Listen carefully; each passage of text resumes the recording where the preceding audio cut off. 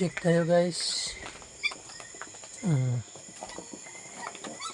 Alas 8 ito ng gabi, may 4 pa siyang anak.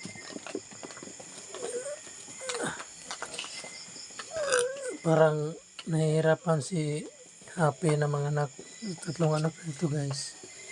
Ngayon dahil naglilibor siya, alas 3 pa na hindi pa lumabas yung lahat ng biik niya.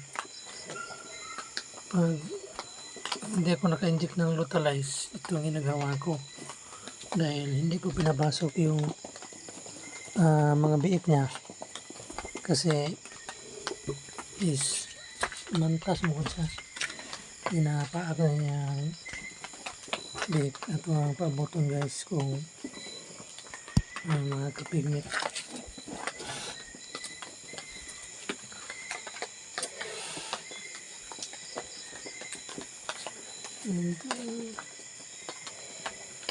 Mapig ito no, sila mapig.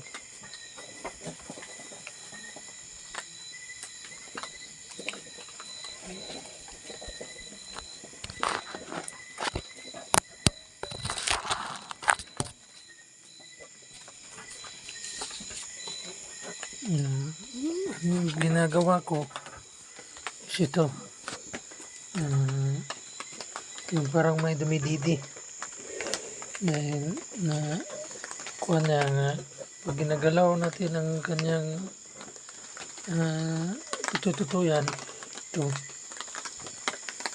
yung doon siya mo utong.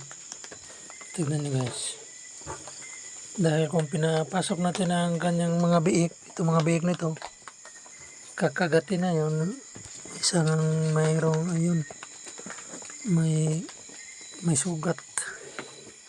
Yan ginagawa to guys. Pero pag tapos sa mga anak, mabuti naman siya, mabait naman siya. Yes. Ginaganyan lang natin yung mga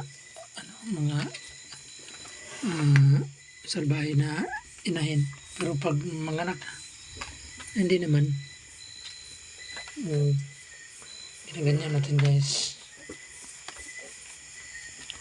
Galaw natin para isipin ng inahin na mayroong dumididis ka niya.